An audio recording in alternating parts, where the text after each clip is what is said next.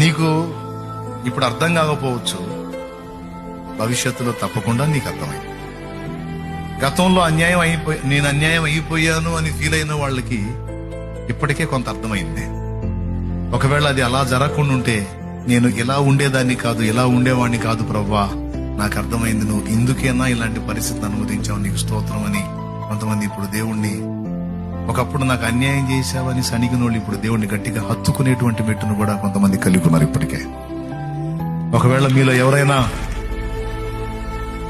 ఇప్పుడు లేటెస్ట్ గా అన్యాయం ఫీల్ అవుతుంటే, దేవుని ముందు నాకు అన్యాయం జరిగిందని ఫీల్ అవుతుంటే, భవిష్యత్తులో తప్పకుండా యోసేపుకు కనువిప్పు కలిగినట్లు, యోబుకు కనువిప్పు కలిగినట్లు నీకు కూడా కనువిప్పు కలిగిస్తాడు.